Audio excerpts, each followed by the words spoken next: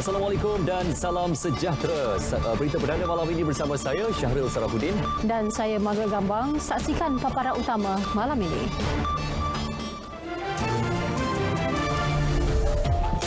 Caruman RM440 juta kepada kumpulan wang Rizab Negeri antara 4 penambahbaikan pemberian Kerajaan Persekutuan kepada negeri.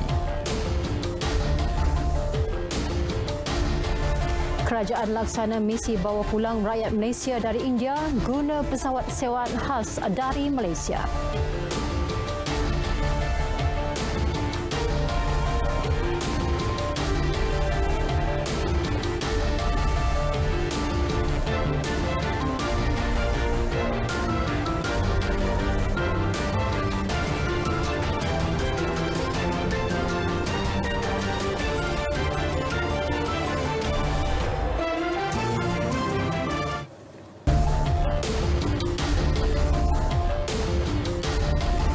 Kerajaan Persekutuan bersetuju melaksanakan 4 penambahbaikan kepada pemberian serta sokongan yang disalurkan kepada kerajaan negeri bagi tahun ini. Kenyataan Kementerian Kewangan menyebut penambahbaikan itu diputuskan dalam mesyuarat Majlis Kewangan Negara yang dipengerusikan Perdana Menteri Tan Sri Muhyiddin Yassin dan dihadiri Menteri Besar serta Ketua Menteri secara maya hari ini.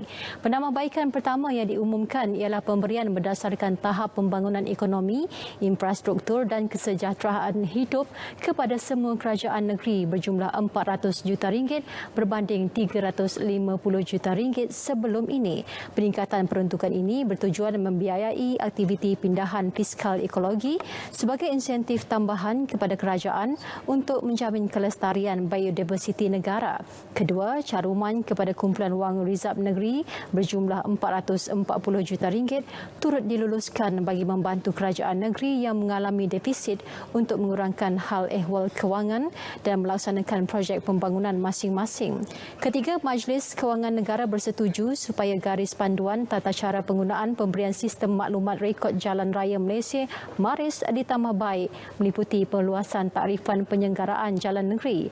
Keputusan ini diharap memberi fleksibiliti kepada kerajaan negeri melaksanakan kerja-kerja penyelenggaraan jalan mengikut keutamaan negeri masing-masing. Seterusnya, menjamin keselamatan rakyat. Penambahbaikan keempat melibatkan peruntukan RM260 juta kepada kerajaan negeri bagi membantu pelaksanaan projek-projek berskala kecil. Agihan pertama sebanyak RM60 juta telah disalurkan dengan had maksimum RM100,000 bagi setiap projek melalui kaedah cabut undi untuk memastikan peagihan peruntukan memanfaatkan kontraktor kecil Bumiputra secara saksama. Kerajaan akan melaksanakan misi repatriasi khusus bagi membawa pulang rakyat Malaysia termasuk petugas pelbagai agensi serta tanggungan mereka yang berada di wilayah utara dan barat India. Menteri Luar Datuk Seri Hishamuddin Tun Hussein berkata, misi yang dilaksanakan dengan kerjasama agensi pengurusan bencana negara NADMA dan Kementerian Kesihatan itu akan menggunakan pesawat sewaan khas dari Malaysia. Menerusi satu kenyataan, beliau memaklumkan pesawat berkenaan akan berlepas ke New Delhi dan Mumbai, India dalam masa terdekat. Sebaik sahaja urusan berkaitan termasuk kelulusan penerbangan daripada kerajaan India diperoleh. Datuk Seri Hishamuddin menegaskan keputusan itu dibuat secara bersama melibatkan pelbagai agensi selain mengambil kira maklumat hasil pemerhatian dan analisa oleh pejabat-pejabat perwakilan Malaysia di India. Rakyat Malaysia yang dibawa pulang menerusi misi itu diwajibkan menjalani ujian COVID-19 sebelum melepas dari India dan sebaik tiba di Malaysia. Selain itu, ujarnya mereka juga wajib menjalani kuarantin selama 14 hari di pusat kuarantin yang ditetapkan oleh kerajaan. Tambah beliau, rakyat Malaysia di wilayah utara dan barat India yang berhasrat menyertai misi itu dinasihati agar mendaftar dengan Suruhanjaya Tinggi Malaysia di New Delhi dan Konsulat Jenderal Malaysia di Mumbai. Situasi semasa COVID-19 di Malaysia. Kes aktif kini mencecah 33,762 kes. Ini selepas untuk hari ke-29 berturut-turut kes jangkitan harian melebihi kes sembuh. Ya, sementara itu 354 kes di unit rawatan rapi ICU dan 199 pesakit yang memerlukan bantuan pernafasan juga adalah amat tinggi. Berikut statistik harian COVID-19 dalam negara dan kes jangkitan mengikut negeri.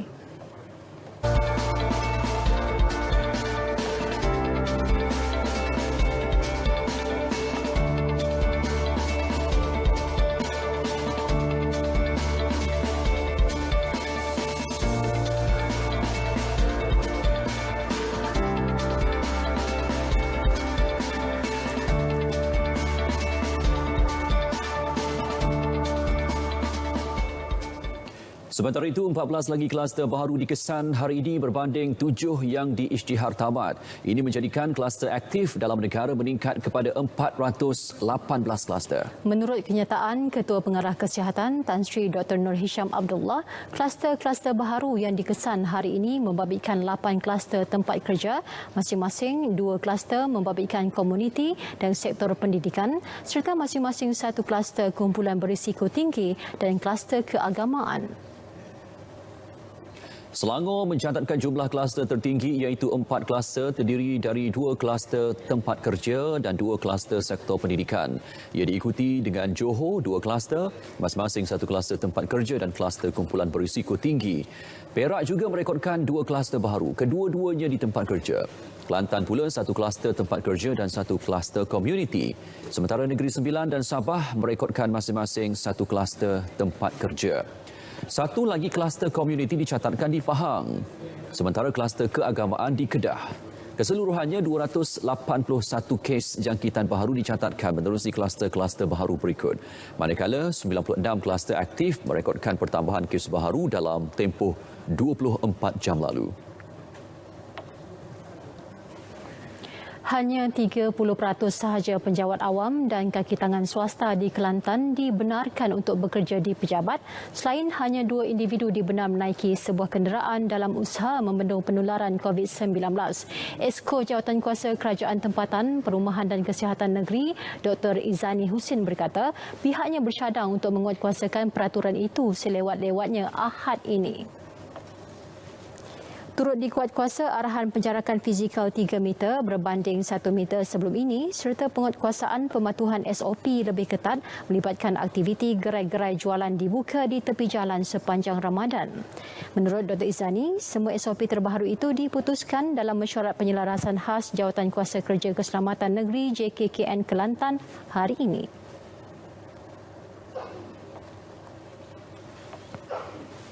Saya boleh mengajak, menyeru, memberi maklumat kepada tuan-tuan semua supaya kita rasa bahawa perkara ini adalah perkara yang penting dan genting. Justru itu sama kita mematuhinya semua sekali. Kita rakyat semua kena bersatu padu. Kena bersatu padu, kena melihat bahaya kepada nyawa itu sendiri dan kita jangan menjadi penyumbang kepada orang lain, membahayakan orang lain. Sementara itu, bagi menampung jumlah pesakit COVID-19 di negeri itu, Pusat Kuarantin dan Rawatan COVID-19 berisiko rendah PKRC ke-8 dibuka di Gelanggang Seni bermula hari ini.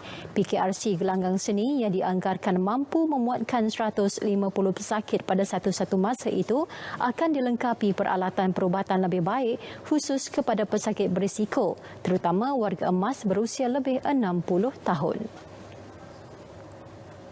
Sementara itu, dari segi ibadat, Kelantan membenarkan pelaksanaan solat Jumaat, fardu dan solat sunat tarawih di masjid negeri, bandar serta jajahan seluruh negeri dengan 70% daripada kapasiti masjid selepas penjarakan 2 meter. Manakala aktiviti-aktiviti lain termasuk tazkirah dan tadarus Al-Quran tidak dibenarkan. Yang di-Pertua Majlis Agama Islam dan Adat Istiadat Melayu Kelantan MAIK, Tan Sri Muhammad Rizam Tengku Abdul Aziz berkata, perkara itu telah mendapat berkenan Sultan Kelantan, Sultan Muhammad ke-5, Sultan dan Yang di-Pertuan bagi Kelantan Darul Naim sebagai Ketua Agama Islam Negeri sebagaimana peruntukan perkara 6/1 Undang-Undang Perlembagaan Tubuh. Arahan itu berkuat kuasa serta-merta sehingga satu tarikh yang akan dimaklumkan kelak. Kebenaran bagi memberi peluang kepada orang ramai untuk beribadat di masjid-masjid berkenaan pada hari-hari terakhir Ramadan, memandangkan kes COVID-19 yang telah menunjukkan penurunan di jajahan Gua Musang. Pelaksanaan solat Jumaat, solat fardu dan solat sunat tarawih di masjid-masjid mukim jajahan Gua Musang dibenarkan dengan SOP yang sama. Namun, semua masjid mukim selain jajahan Gua Musang, surau dan musalla masih ditutup untuk semua aktiviti. Walau bagaimanapun, Imam Tua, Imam Muda, Bilal dan Siak dikehendaki hadir bertugas untuk solat Jumaat, solat fardu dan solat sunat tarawih di masjid, surau dan musalla masing-masing. MAIK berharap semua pihak patuh dengan prosedur operasi standard SOP dan tindakan sewajarnya akan diambil terhadap kegagalan mematuhi SOP berkenaan.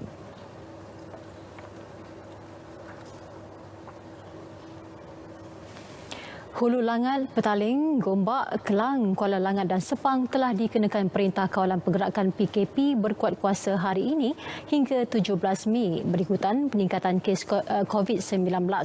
Namun, tinjauan mendapati rutin harian masyarakat di kawasan terlibat tidak begitu terjejas dan diteruskan seperti biasa dengan pematuhan kepada prosedur operasi standard yang ditetapkan.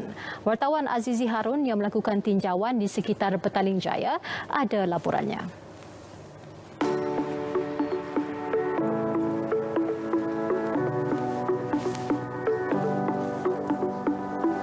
Selain jalan raya yang masih sesak serta pengguna pengangkutan awam yang kekal ramai, tinjauan di Masjid Jumhuriah Taman Dato' Harun ini mendapati kehidupan jemaah berjalan seperti biasa.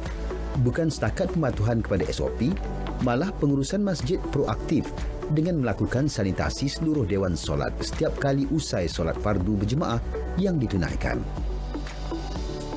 Macam masjid di Masjid Jumhuriah Taman Dato' Harun ini, kita ini adalah masjid karya. Jadi masjid karya dalam PKP ini pengurangan jumlah jemaah telah dikurangkan. Ya, dulu daripada 400 ya, sekarang ini dikurangkan kepada 100 saja. Jadi untuk solat jemaah pun dikurangkan sebanyak 100 orang jemaah saja. Begitu dengan solat fardu dikurangkan kepada 100 orang saja. Kita memang sentiasa menjaga SOP-SOP ya yang telah ditetapkan. Beli, bungkus dan pulang. Senario itu dapat dilihat di beberapa restoran di kawasan ini selepas pelanggan tidak lagi dibenar makan di restoran. Pengusaha pula mematuhi arahan pihak berkuasa dan sudah menyusun kerusi dan meja bagi mengelakkan pelanggan makan di premis masing-masing. Memang bisnes akan turun macam dulu. So kita kena patutlah arahan kerajaan ni. Ya bungkus je. Bungkus take away je dalam masa pukul 12 lah. 7 sampai pukul 12. Kita kena patuh arahan kerajaan lah. Semua aktiviti ekonomi masih dibenarkan di 6 daerah berkenaan dengan pelaksanaan SOP yang ketat manakala aktiviti sosial tidak dibenarkan. Petaling merupakan salah satu daerah daripada 6 daerah di negeri Selangor yang telah dikenakan semula Perintah Kawalan Pergerakan. Ianya dibuat dengan saranan kerajaan negeri juga dengan merujuk Kementerian Kesihatan Malaysia di samping data pengecaman lokasi panas untuk libat urus dinamik. Sama-sama kita patuhi agar penularan COVID-19 dapat kita tangani sepenuhnya. Azizi Harun, Berita RTM. Menteri Wilayah Persekutuan Tan Sri Anwar Musa merayu kerjasama orang ramai agar tidak membawa anak kecil dan juga bayi ketika mengunjungi Bazar Ramadan dan Aidilfitri di ibu kota.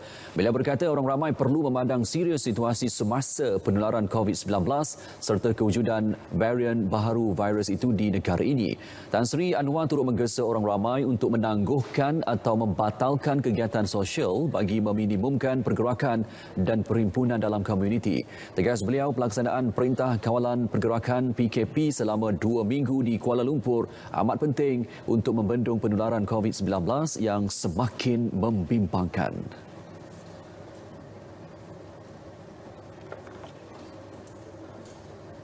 Keberkesanan tempoh 2 minggu ini amat bergantung kepada keberkesanan kita melaksanakan PKP ini. Ya? Dan ini mesti dilihat sebagai tanggungjawab komuniti, tanggungjawab bersama, bukan satu perkara yang hanya berdasarkan kepada enforcement. Tan Sri Anwar bercakap pada sidang media khas berhubung pelaksanaan PKP di ibu negara.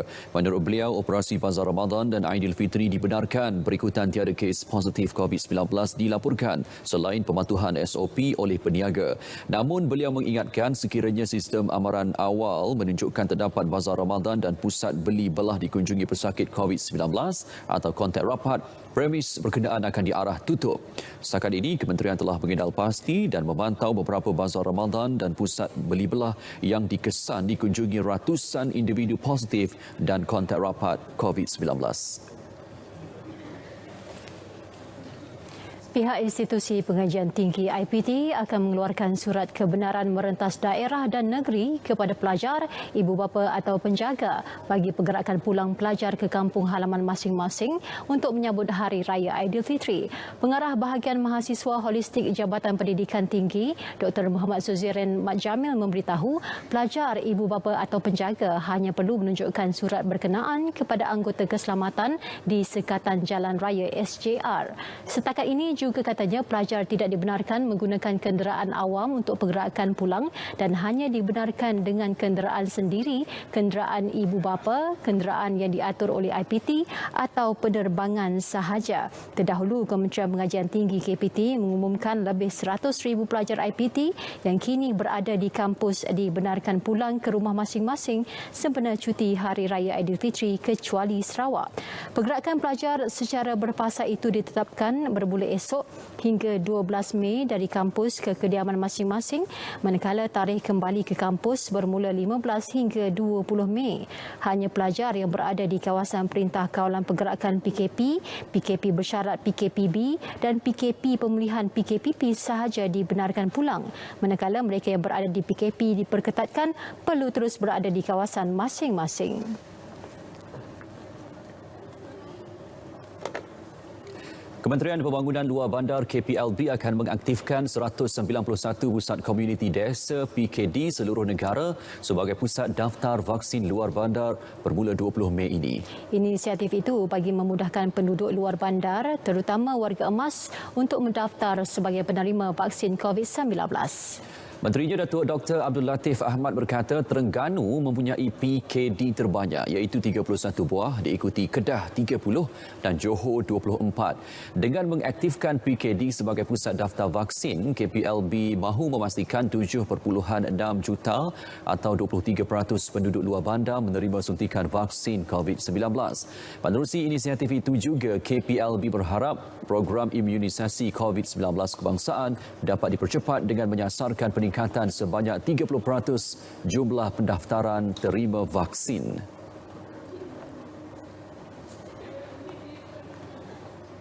Ini sebagai usaha kita memastikan yang pendemokrasian, accessibility atau kemudahan vaksin COVID-19 ini dapat dirasakan oleh masyarakat luar bandar. Datuk Dr. Abdul Latif ditemui media selepas menghadiri program vaksinasi COVID-19 daerah Mersing di Dewan Jubli Intan Sultan Ibrahim. Sementara itu, Hasna Roslan 90 tahun dan suaminya Ahmad Syukur 94 tahun antara penerima vaksin hari ini. Benda Alhamdulillah. Benda kita tak ada demam, tak ada apa kan.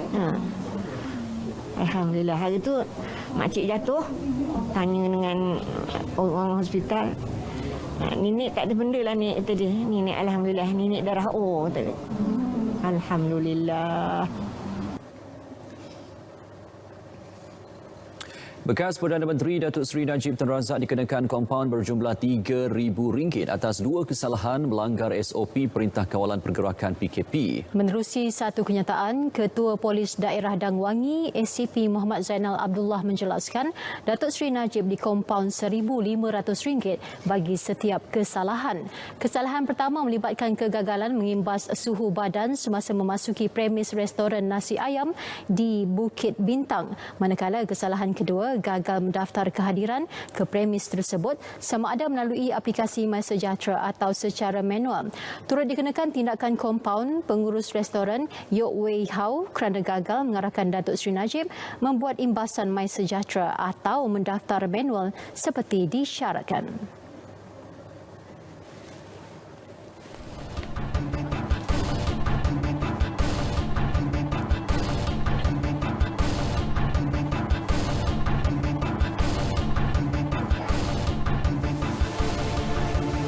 Bank Negara Malaysia BNM mengekalkan kadar dasar semalaman OPR pada 1.75% seperti dijangka kebanyakan penganalisis. BNM menerusi kenyataan menjelaskan pengekalan OPR yang menjadi rujukan kadar faedah pinjaman tempatan itu diputuskan pada mesyuarat Jawatankuasa Dasar Monetary MPC hari ini. Menurut Bank Pusat, pemulihan ekonomi global terus kukuh, terutama melibatkan ekonomi utama meskipun pada kadar tidak setara. Bagi Malaysia, petunjuk terkini memperlihatkan kegiatan ekonomi terus bertambah baik pada suku pertama sehingga April. Trajektori pertumbuhan diunjur meningkat, didorong pemulihan lebih kukuh dalam permintaan global serta peningkatan perbelanjaan sektor awam dan swasta. Kemajuan program pemberian vaksin COVID-19 juga bakal meningkatkan sentimen dan menyumbang ke arah pemulihan kegiatan ekonomi. Bagaimanapun, prospek pertumbuhan ekonomi masih bergantung pada risiko pertumbuhan lebih rendah susulan ketidakpastian mengenai perkembangan berkaitan COVID-19. Pelaksanaan semula langkah pembendungan di lokasi terpilih dijangka menjejaskan kegiatan ekonomi dalam tempoh jangka pendek. Namun kesannya tidak seburuk PKP terdahulu memandangkan hampir semua sektor ekonomi dibenarkan beroperasi.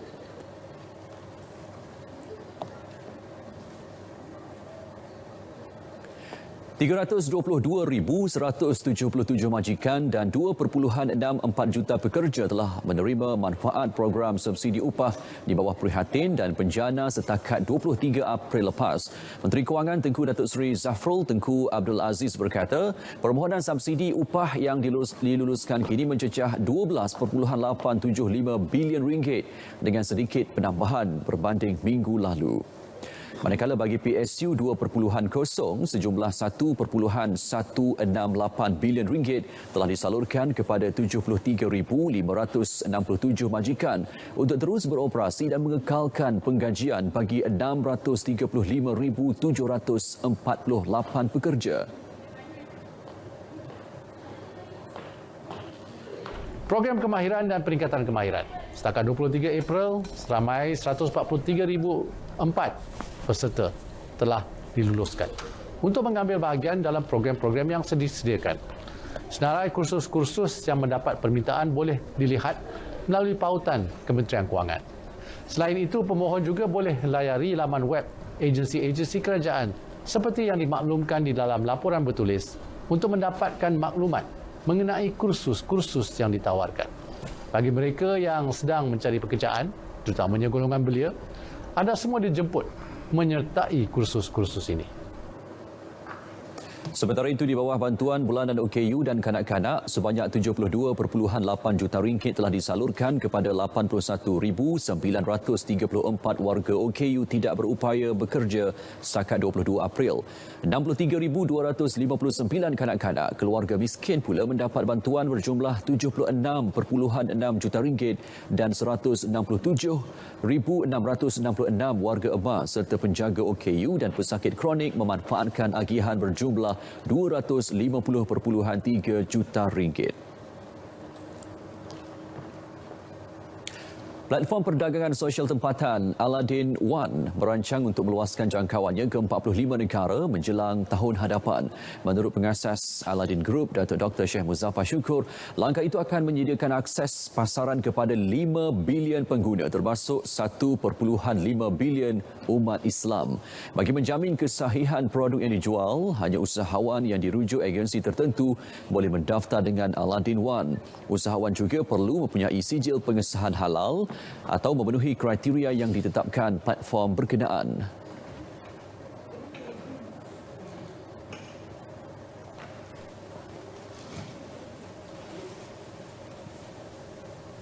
Aladdin One is a social commerce platform offering consumers premium and quality halal focused, authentic and lifestyle products and services.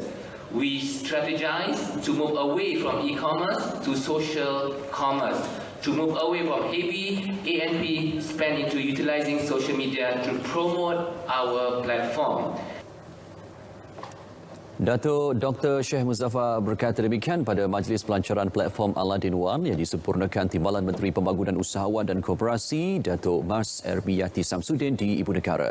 Setakat ini Aladdin One disertai lebih 100 usahawan tempatan yang menawarkan pelbagai produk termasuk makanan dan minuman, kesihatan dan kecantikan serta perkhidmatan halal. Kertas siasatan terhadap selebriti Niloufar Mohamed Noor dan suami Haris Ismail yang didakwa melanggar prosedur operasi standard SOP Perintah Kawalan Pergerakan Bersyarat PKPB kini di peringkat akhir. Ketua Polis Negeri Sembilan, Datuk Muhammad Mat Yusof memaklumkan kes telah dirujuk kepada pendakwa raya namun dikembalikan semula kepada polis berikutan terdapat beberapa perkara yang perlu diperkemas.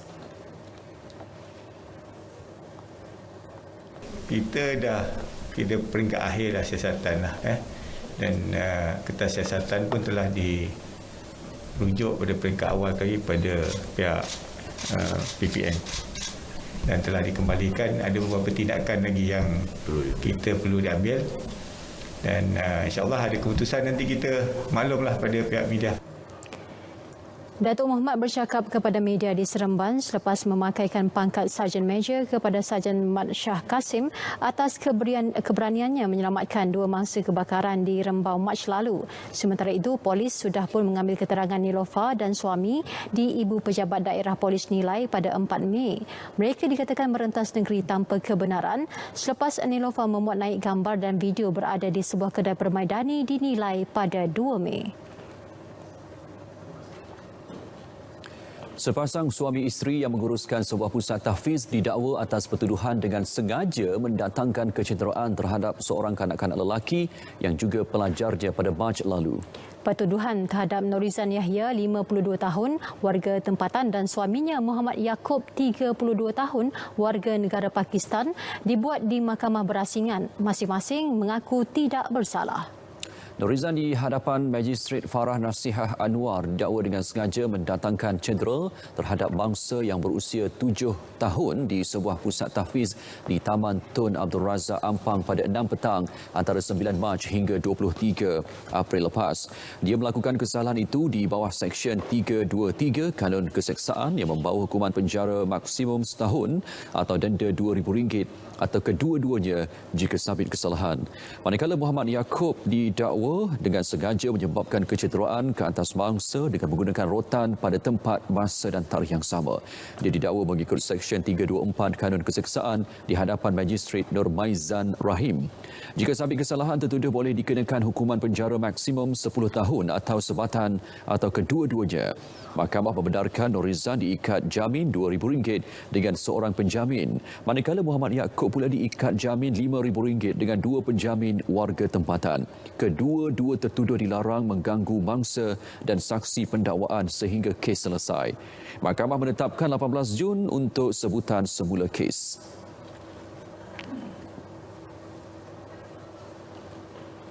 Baik, seterusnya kita akan ikuti perkembangan sukan. Bersama dengan Azamuddin Hussein. Silakan Azam. Tokoh korporat, tugas media dan kerabat diraja antara anggota pasukan petugas khas Presiden FAM. Presiden Persatuan Sepak Takraw digantung 15 tahun denda $25,000 Amerika.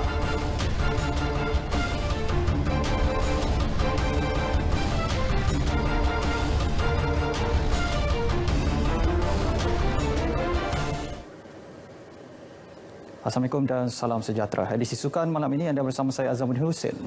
Semua aktiviti sukan dan rekreasi di kawasan dikenakan Perintah Kawalan Pergerakan PKP digantung bermula esok. Menurut Kementerian Belia dan Sukan KBS, sidang khas Majlis Keselamatan Negara menetapkan arahan itu turut melibatkan aktiviti di premis komersial, tempat awam dan kawasan terbuka. Pengecualian bagaimanapun diberi atas beberapa faktor. Ini termasuk membenarkan operasi premis sukan secara terhad iaitu untuk pengurusan dan penyelenggaraan. Turut diberi kebenaran program latihan berpusat secara kuarantin. Keizinan sama diberi kepada program latihan berpusat pasukan MFL dan aksi persahabatan menggunakan model gelembung sukan tanpa kehadiran penonton. Kejohanan antarabangsa hanya boleh disertai dengan kebenaran KBS dan Jabatan Imigresen. 9 individu dilantik menganggotai pasukan petugas khas Presiden Persatuan Bola Sepak Malaysia FAM. Mereka berperanan menyumbang idea membantu Presiden FAM merencanakan hala 7 badan induk itu. Semua individu terbabit terdiri daripada mereka yang bukan dari Persatuan Bola Sepak Negeri. Mereka yang dipilih adalah peneraju korporat, syarikat berkaitan kerajaan, pengamal undang-undang, ahli akademik, penyokong bola sepak, media serta kerabat diraja. Salah seorangnya Tengku Indra Bijaya Diraja Selangor, Tengku Salahuddin Shah Al-Haj, Tengku Sulaiman Shah Al-Haj. Turut dilantik Ketua Pengarah Penyiaran Datuk Ruzain Idris. Memberi peluang kepada semua individu-individu yang menyokong bola sepak yang boleh menyumbangkan idea untuk membantu saya sendiri selaku Presiden FAM merencanakan hala 7 badan dan memberikan input-input yang bernas untuk bola sepak kita supaya kita akan dapat lebih tidak tertinggal daripada idea-idea daripada semua penyokong daripada kategori rakyat Malaysia. Pasukan petugas khas akan diberi hak bagi mengadakan sesi perbincangan dengan pemegang taruh industri bola sepak. Ia bagi membantu mengumpul maklumat sebagai usaha memberi idea-idea baru yang bernas. Saudara, sebentar tadi telah pun masuk waktu solat fardu isyak bagi Kuala Lumpur dan kawasan-kawasan yang sewaktu dengannya. Selamat menunaikan solat fardu isyak. Baik, seterusnya Presiden Persatuan Sepak Takraw Malaysia PSM Datuk Seri Ahmad Ismail digantung 15 tahun oleh Jawatankuasa Tata Tertib Persekutuan Sepak Takraw Asia Astaf. Beliau juga diminta membayar $25,000 Amerika kepada Astaf bagi menampung kos pendengaran Jawatankuasa Tata Tertib yang berlangsung secara maya. Ketetapan diumum Pengerusi Pendengaran Jawatankuasa Tata Tertib Astaf, Profesor Chalam Chaiwat Charapon. Jawatankuasa Tata Tertib membuat keputusan itu selepas mendengar 4 tuduhan terhadap Datuk Seri Ahmad kerana menghantar surat kepada Majlis Olimpik Asia dan salinannya kepada Jawatankuasa Olimpik Antarabangsa atas kapasitinya sebagai timbalan Presiden Astaf Februari lalu. Hukuman tuduhan pertama dan keempat berjalan secara berturut-turut, sementara pertuduhan kedua dan ketiga akan berjalan secara serentak. Ini bermakna keseluruhan hukuman yang dikenakan ialah 15 tahun bermula hari ini. Datuk Seri Ahmad diberi 14 hari untuk merayu.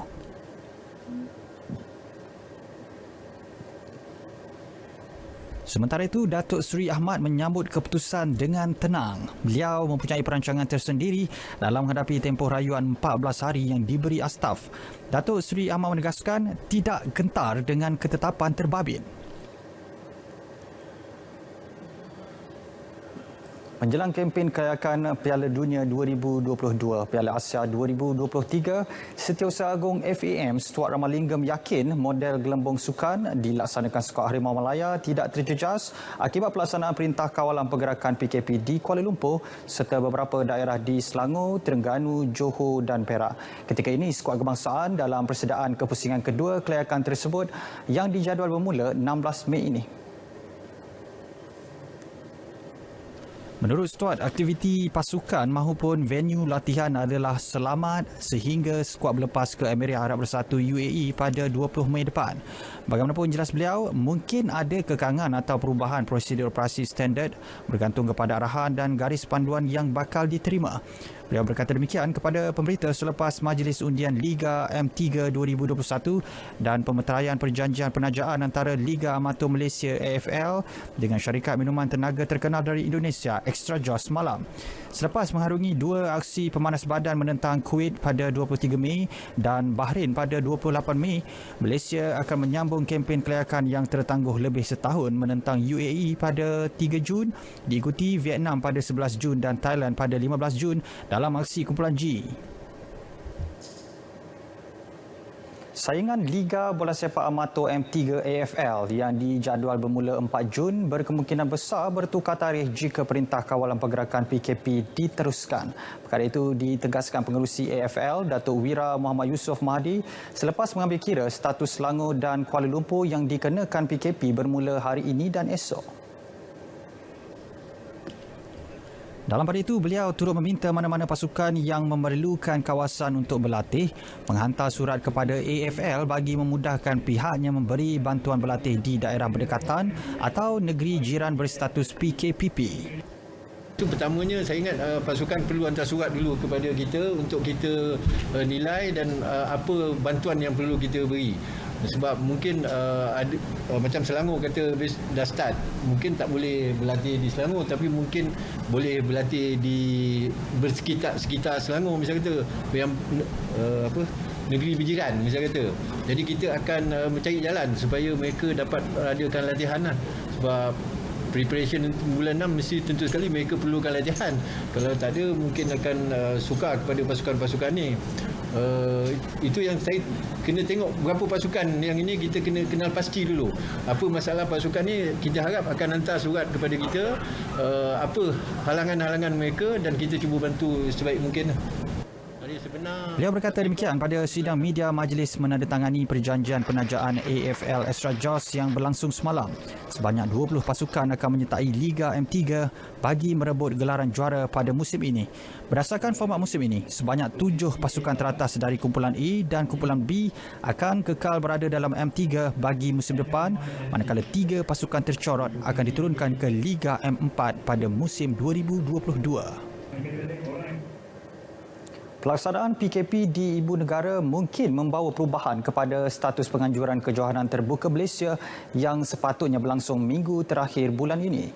Presiden Persatuan Badminton Malaysia BAM, Tan Sri Norzal Zakaria menyatakan pihaknya masih berbincang bersama pihak berkepentingan lain terutama Persekutuan Badminton Dunia BWF.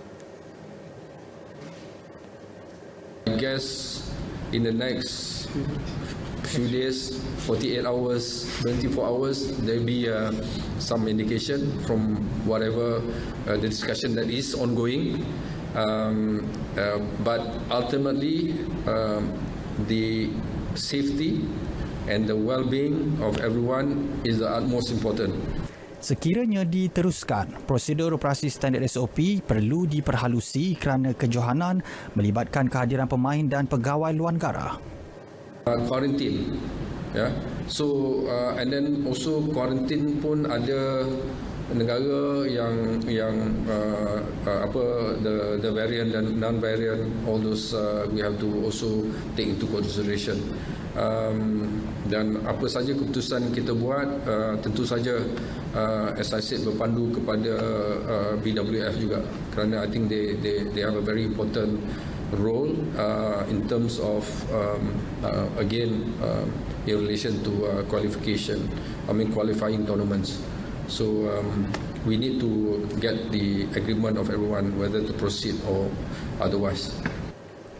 Kejohanan terbuka Malaysia dijadualkan berlangsung 25 sehingga 30 Mei ini di Akademi Badminton Malaysia Bukit Kiara. Beralih ke aksi Liga Super 2021, pemain berpengalaman Muhammad Amri Yahya membuktikan sentuhannya masih berbisa apabila berjaya membantu Sabah FC membenam Melaka United 3-1 di Stadium Likas. Dalam perlawanan tersebut, bekas pemain kebangsaan itu cemerlang meledak 2 gol dan 1 bantuan jaringan. Gol awal permainan dijaringkan Muhammad Amri pada minit ke-6 sebelum rakan sepasukannya, Muhammad Azizan Nordin, menjadikan kedudukan 2-0 pada minit ke-16. Babak kedua menyaksikan Sabah FC tidak menunggu lama untuk menjarakkan kedudukan apabila sekali lagi Muhammad Amri berjaya menjaringkan gol pada minit ke-47 untuk tuan rumah mendahului 3-0. Sementara itu, gol tunggal Melaka United FC hanya berjaya diperoleh menerusi pemainnya Muhammad Fakrullah Rosli pada minit ke-65.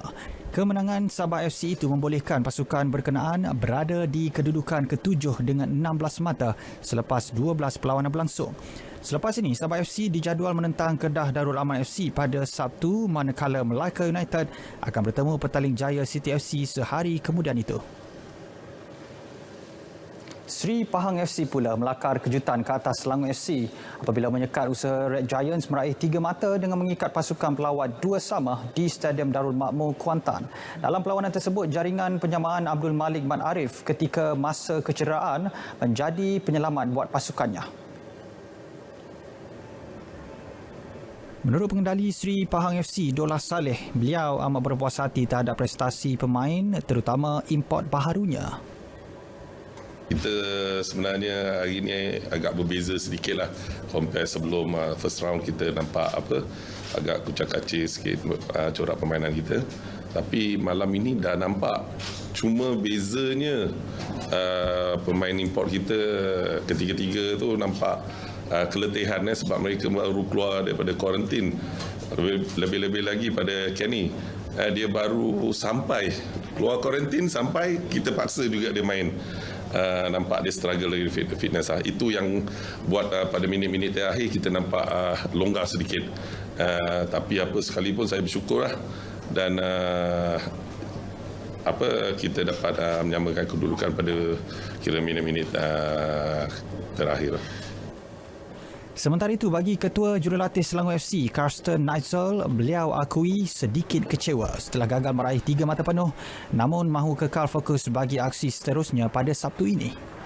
We have to playing more constantly during the 90 minutes, and maybe we can score the third goal, but if you get the goal in the extra time, it's always disappointed. We did it in the last game for our 3 points, and today we lost three points in the extra time. This is a little bit painful, but we have the next game on Sunday, and we have to prepare the game against Terengganu. Pada aksi tersebut, gol pembukaan dijaringkan oleh Manuel Hidalgo pada minit ke-48 sebelum Selangor FC dapat menyamakan kedudukan menerusi Hin Tet Ong pada minit ke-76. Ifedayo Olusegun kemudian meletakkan pelawat di depan pada minit ke-87, namun ketika perlawanan hampir pasti dimenangi Selangor FC, Abdul Malik Ma'arif menjaringkan gol penyamaan tuan rumah pada minit akhir perlawanan untuk kedudukan seri 2-2. Rutin latihan tetap berjalan seperti biasa buat skuad rugby lelaki negeri Terengganu sepanjang bulan Ramadan menjelang persediaan menghadapi Sukan Malaysia Sukma 2022. Menurut Ketua Jurulatihnya Zaimi Zainuddin, momentum pasukan harus dikekalkan bagi mendapatkan kecergasan terbaik dalam kalangan pemain.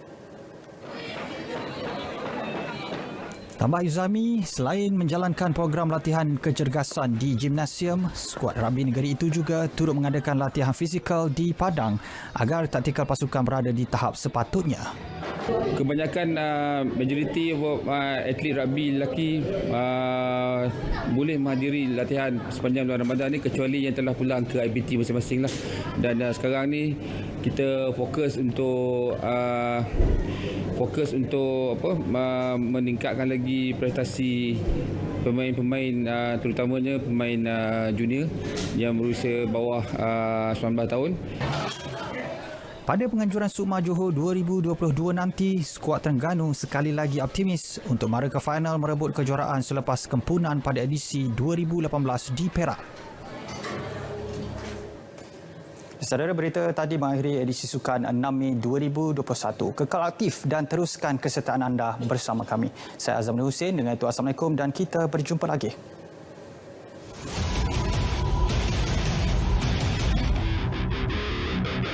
Yang dinantikan kini bertanda. 12 pasukan kini bersedia dengan semangat dan rencana baru di dada.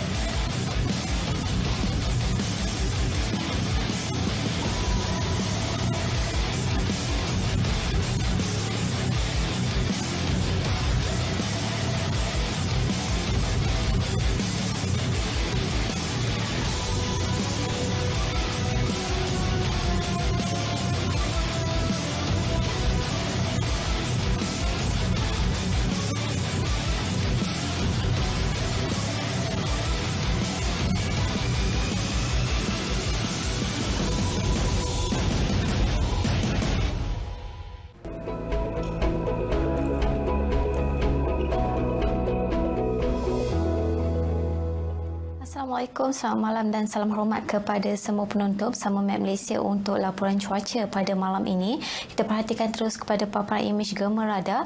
Rantau negara kita pada ketika ini masih lagi menerima kelembapan yang agak tinggi di seluruh negara, terutamanya di Semenanjung Malaysia. Pada ketika ini hujan dari bukit petir yang sedang berlaku di bahagian utara Semenanjung Malaysia, termasuklah di pedalaman negeri Pahang dan juga negeri Kelantan, dijangkakan akan berlanjutan sehingga ke lewat malam nanti.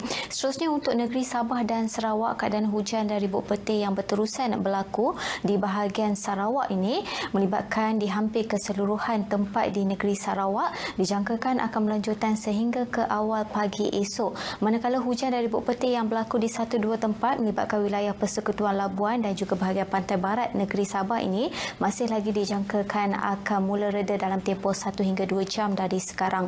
Kita lihat terus kepada paparan ramalan hujan melalui model numerika di jabatan kami yang mendapati pada keesokan pagi sekitar jam 8 pagi keadaan hujan dari bukit petir akan mula memasuki bahagian pantai timur Semenanjung Malaysia, terutamanya melibatkan pesisiran pantai negeri Johor dan juga di negeri Sarawak pula melibatkan bahagian perairan Reef South dan juga perairan Sarawak. Sekian saja informasi cuaca untuk kali ini. Sebarang maklumat terkini berkenaan dengan cuaca dan gempa bumi seluruh negara, sila layari laman sesawang kami di www.met.gov.my, Facebook, Twitter dan juga Instagram rasmi Map Malaysia. Saya Farah Halim. Assalamualaikum. Kita saksikan ramalan cuaca bagi bandar-bandar utama di seluruh Malaysia sepanjang hari esok.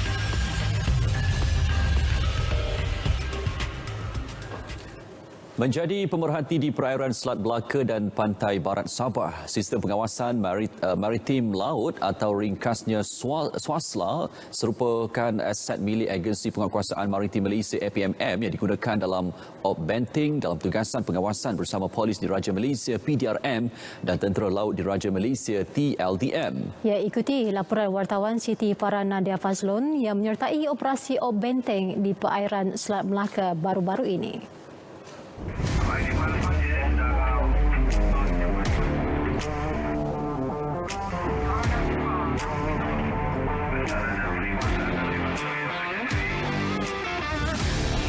Keseluruhan sistem pengawasan laut ini merangkumi gabungan integrasi pelbagai komponen sistem, antaranya sistem radar, optronic kamera dan sensor bagi menjana maklumat berkesan. Pegawai Memerintah KM Danga, Lieutenant Komander Maritim Muhammad Sufian Khairuddin berkata, sistem rangkaian radar itu beroperasi 24 jam sehari bagi menyekat kemasukan pendatang asing tanpa izin parti. SWASLA ini merupakan satu unit untuk menjadi mata-mata, secara kesimpulannya mata-mata lah untuk aset-aset APMM, termasuk juga kepada aset-aset di dalam NTF untuk memantau pengasanan yang mencurigakan yang berlaku di perairan Malaysia, khususnya perairan Negeri Selangor dan Negeri Sembilan. So dia bagi maklumat, selalu maklumat.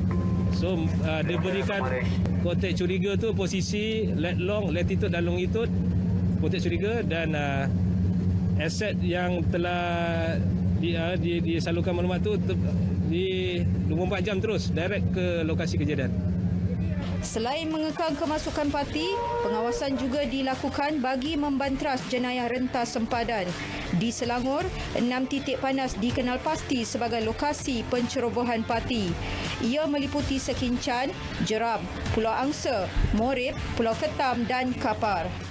Kalau sekiranya dapat ditangkap bot ni apa yang bawa parti ni, bot ni kami tahan dan masuk ke JT lah, JT PPM Pulau Indah untuk tindakan lanjut untuk siasatan dalaman lah dan diserahkan kepada penyiasat.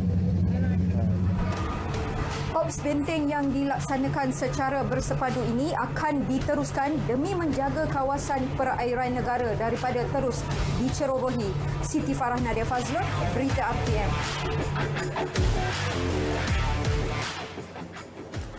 Pengurusan Masjid Muhammadi RTM meneruskan program tanggungjawab sosialnya CSR dengan memberikan sumbangan makanan kepada 76 petugas am di Angkasa Puri yang juga golongan asnaf dan B40. Sumbangan berupa beras, minyak masak, gula dan minuman bagi membantu mereka membuat persiapan menyambut Aidilfitri. Sumbangan disampaikan Pengerusi Masjid Muhammadi Datuk Irwan Mansur. Menurut beliau, sumbangan itu juga sebagai penghargaan dan keprihatinan kepada semua petugas am yang berkhidmat di RTM. Program ini memang kita buat setiap tahun lah. Tetapi kuantumnya bergantung kepada sumbangan yang kita terima. Tapi Alhamdulillah tahun ini sebab banyak program, jadi kaki tangan RTM ni program-program tahun ini tak seperti tahun lepas lah. Tahun sebelum-sebelumnya maksud saya utamanya majlis buka puasa pun kita buat kecil-kecilan. Kalau tahun-tahun dulu kita buat banyak besar-besaran. Bukan besaran lah, maknanya lebih besar. Tapi tahun ini disebabkan program-program lain itu dalam bentuk kecil, jadi banyak yang ditukar kepada bentuk infak lah.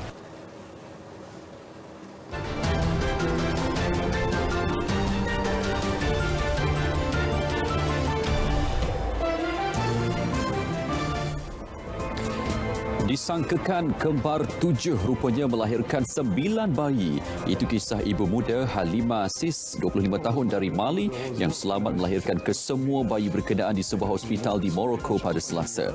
Menteri Kesihatan Mali, Fanta Sibi memaklumkan bayi berkenaan 5 perempuan dan 4 lelaki dilahirkan dengan kaedah pembedahan dan berada dalam keadaan yang sihat.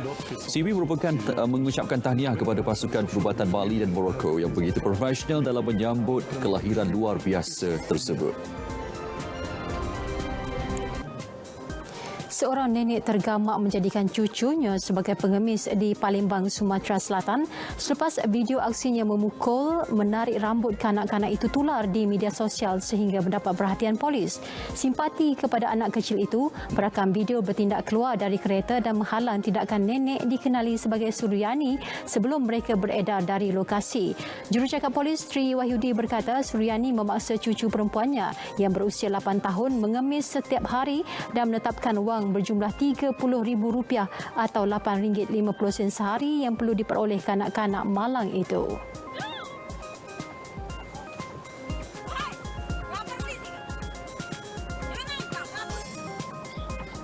Viral di platform TikTok ketika secara langsung program Borak Dulu baru buka. Pengacara Amin Idris menerima kejutan panggilan daripada anak sendiri. Difahamkan anaknya kini tinggal di asrama dan sudah lama tidak berjumpa keluarga. Selepas menyedari panggilan dibuat anak, Amin Idris segera bertanyakan khabar dan meluahkan rasa rindu sehingga menitiskan air mata.